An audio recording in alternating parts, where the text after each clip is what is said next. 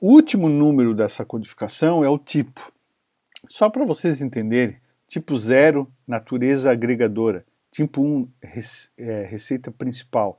Tipo 2, multa e juros. 3, dívida ativa da receita principal. Multa e juros da dívida ativa. E assim vai, né?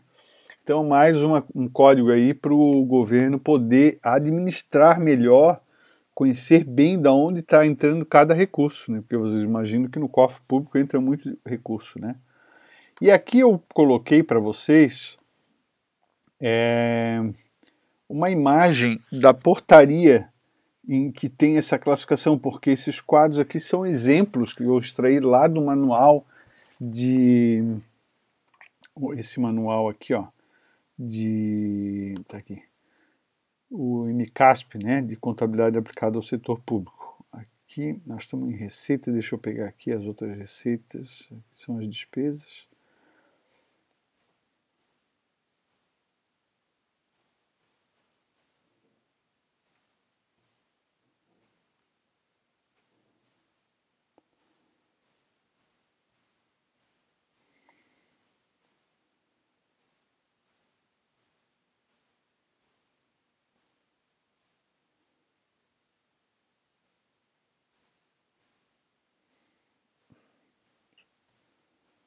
Tá aqui, que eu queria mostrar para vocês, né? Que eu pulei. Nós vimos até aqui a receita patrimonial, né? Então a receita agropecuária, espécie agropecuária, assim vai, ó, transferências correntes intergovernamentais, de instituições privadas, são as receitas correntes, né? Outras receitas correntes, multas, juros, indenizações, restituições, está aí. Toda a possibilidade, receita decorrente de dívida ativa, aporte periódico para amortização do déficit atual do regime próprio de previdência e assim por diante, tá? Retornando então a nossa, eu coloquei aqui exemplificativo, né? Essa classificação com o código, depois você olha com calma, né? Então você vê o nível de detalhamento que nós temos, né? Nós falamos do aqui imposto, receita tributária, receita de impostos e tal. Nós falamos aqui do imposto sobre de renda e proventos, né? Isso aqui já está um pouco desatualizado, mas igual dá para ter uma noção. Pessoas físicas, está aqui a codificação, né? Isso é mais exemplificativo. E as receitas de capital também, né? Você pode ver aqui operações de crédito, né? Uma receita não efetiva, né? Pode ser interna ou externa. Isso aqui é uma imagem lá daquela lei, né? Da lei não, da portaria que instituiu essa classificação. Algumas definições de receitas que vamos passar rapidamente aqui, para não perder muito tempo, isso depois você pode pesquisar. Algumas, na verdade, são relativamente simples, outras precisa de dar uma estudada, porque você não está acostumado a ver. As receitas orçamentárias correntes são as arrecadadas dentro do exercício financeiro, que aumentam as disponibilidades financeiras, como já foi explicado. Em geral, com efeito positivo no patrimônio líquido. Você já entendeu isso aí, né? As receitas correntes normalmente aumentam o patrimônio líquido. Ou seja, entra o dinheiro e só. Entra o dinheiro no caixa. Tributou, entra o dinheiro no caixa. Né? A receita de capital normalmente é diferente. Entrou dinheiro no caixa porque vendeu um imóvel, vendeu um móvel, um veículo. Porque contratou um empréstimo. Porque cobrou uma dívida. Então, nesses casos, você tinha, a prefeitura, a entidade, tinha um direito e não tem mais. Tinha o direito de receber a dívida ativa, não tem mais, recebeu.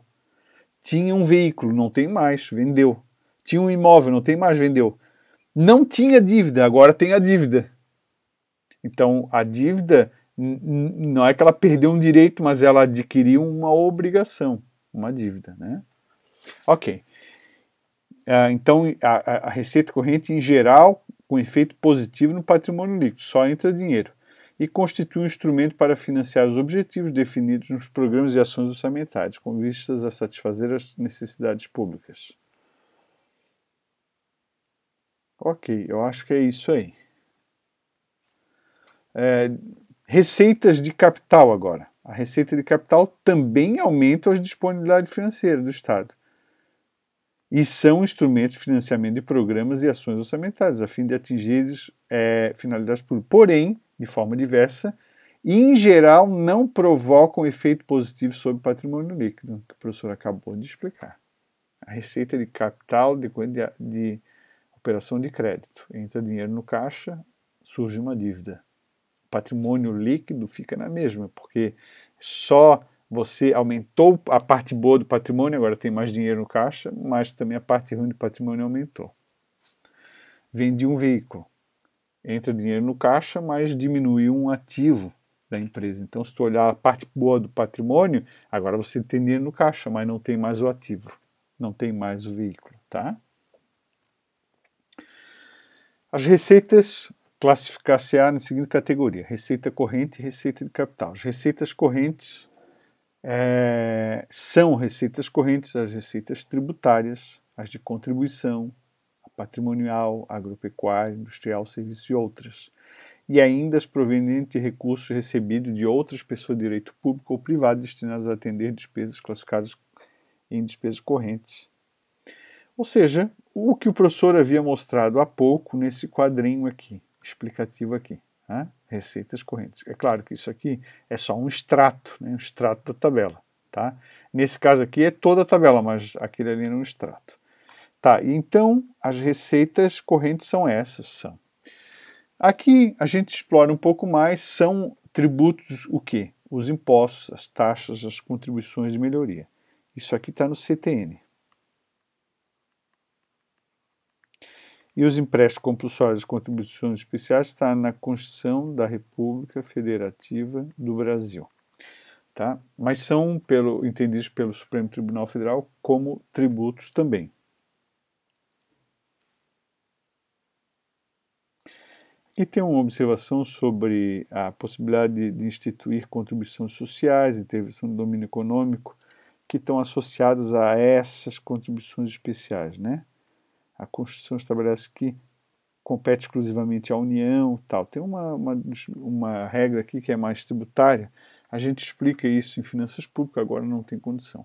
E aqui você tem a definição de o que é uma receita patrimonial, são as provenientes da fruição do patrimônio público, como bens mobiliários, que é os títulos, né, imobiliários e ainda intangíveis, participação societária. O que são as receitas agropecuárias? São aquelas que decorrem da exploração econômica por parte do ente público de atividades agropecuárias, tá? Como venda de produtos agrícolas, grãos, tecnologia, pecuários, sementes, técnicas, né? Industrial, proveniente de atividade industrial exercida pelo ente público, e assim vai, né? A explicaçãozinha aqui, serviços, resulta de atividade econômica, prestação de serviços por parte do ente público, tais como comércio, transporte, comunicação, serviços hospitalares, armazenagem, não é? Aí você tem as transferências correntes, recursos recebidos de outras pessoas de direito público ou privado. Veja que tem um privado aqui.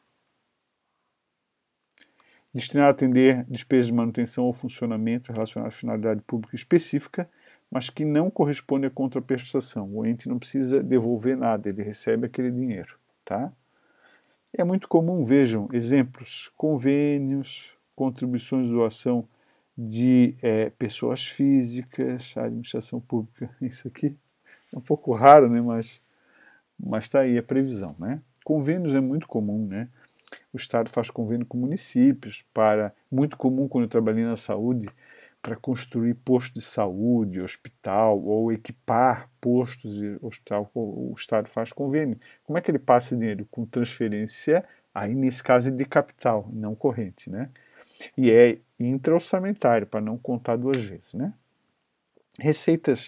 Outras receitas correntes multas, juros, moras, indenização, né? Receita de dívida ativa. Dívida ativa é a dívida que está do lado do ativo, ou seja, uma dívida que a prefeitura tem a receber. Dívida do ativo. Aquela da operação de crédito é uma dívida passiva, do lado passivo. Tá? E receitas de capital, falamos das receitas correntes, as receitas de capital são divididas em operações de crédito, que é recurso oriundo da colocação de títulos públicos ou da contratação de empréstimos junto a entidades públicas ou privadas de financiamento. Alienação de bens, o que é? É venda de bens móveis e imóveis do poder público. A amortização de empréstimo é recebimento de valores provenientes de empréstimo anteriormente concedido pelo poder público. Somente o capital. Os juros é receita corrente. Quando você paga a dívida também, o pagamento do principal da dívida é despesa de capital. O pagamento do juro é despesa corrente, tá? Aí lá na despesa eu faço um comentário a respeito. E as transferências de capital são os valores recebidos de outras pessoas de direito público ou privado destinados a atender despesas de capital a fim de satisfazer a finalidade pública específica sem corresponder contraprestação direta. O exemplo do convênio que eu acabei de falar para vocês, para construir um posto de saúde, é uma transferência de capital do Estado para um município. Muito comum. Praticamente acabando essa explicação das receitas orçamentárias, nós temos uma classificação simples, mas muito importante, que é separar o que é receita primária do que é receita não primária. A receita primária, a gente diz que são, atenção isso aqui, hein? São as receitas não financeiras.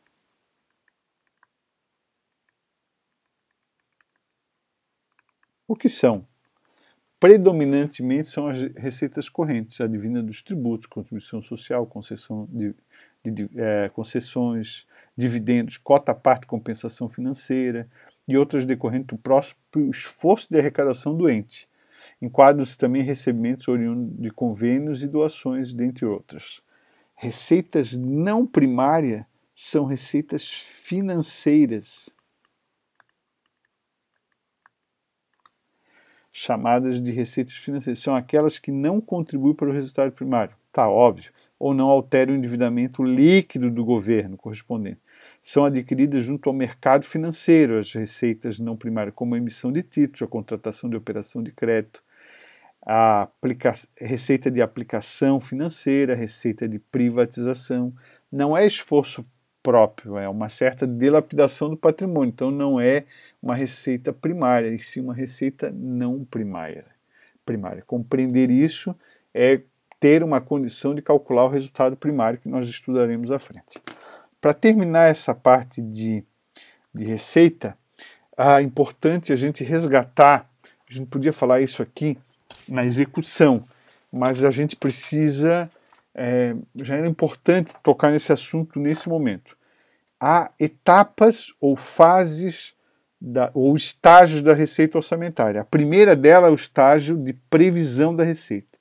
A receita prevista compreende a previsão de arrecadação constante na lei orçamentária anual, resultando de metodologias de projeção usualmente adotadas 3 anos, observadas as disposições da Lei de Responsabilidade Fiscal, que nós já falamos naquela videoaula sobre a LOA.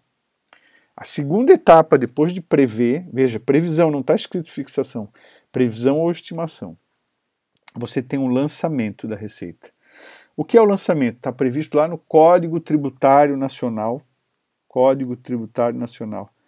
que o lançamento é o procedimento administrativo que verifica a ocorrência do fato gerador, determina a matéria tributável, calcula o montante do tributo devido, identifica o sujeito passivo e, sendo o caso, propõe a aplicação de penalidade. Depois do lançamento, você tem a arrecadação e depois o recolhimento. O recolhimento, o dinheiro vai para a unidade de caixa, vai para o caixa da prefeitura para poder usar. A arrecadação, o dinheiro passa por caixas ou bancos intermediários antes de ir para o caixa único. A arrecadação era muito comum no passado, que você tinha agências, como era o nome daquelas agências? Intermediária de arrecadação, me fugiu o nome. Mas a gente pode pensar na definição, né? Arrecadação é pôr em recato, em guarda, já está no Estado, mas não está no caixa, não dá para usar ainda no caixa único. Então é importante essa diferença. A arrecadação corresponde à entrega de recursos devidos ao Tesouro pelos contribuintes ou devedores, por meio dos agentes arrecadadores ou instituições financeiras autorizadas pelo ente. É pôr em recato, né? Isso tem acabou não aparecendo aqui em recato, em cuidado. Recato, desculpem a letra. Pôr em cuidado, isso aqui é arrecadar. A arrecadação é o momento em que se reconhece a receita. Quando o sujeito passivo deu dinheiro, está arrecadado. Ah, mas o poder público ele não pode usar porque não está numa caixa, não foi por conta geral, né? Mas já é arrecadação. Recolhimento é a transferência dos valores arrecadados à conta específica do Tesouro, responsável pela administração, controle da arrecadação e programação financeira, observando-se o princípio da unidade de tesouraria, conforme o artigo 56 da 4320. Então vejam que quando a gente tem unidade de caixa, estamos falando de recolhimento, é o último passo. E a arrecadação é um passo intermediário. Exatorias, o nome dos órgãos tinha exatoria, então a pessoa ia lá e pagava com cheque, era comum, ia lá e pagava na exatoria com cheque. Depois de um tempo, eles reorganizavam aquilo e faziam o depósito na conta do Estado. Então essa diferença, esse lapso temporal, era importante no passado. Hoje, eu acho que até existe essa operação, existe esses dois termos, arrecadação e recolhimento, mas, sei lá, o fato é que você precisa lembrar que o reconhecimento da receita se dá aqui. Quando que é a receita? Quando ela é arrecadada. E com isso terminamos as receitas. No próximo vídeo a gente fala sobre a classificação das despesas.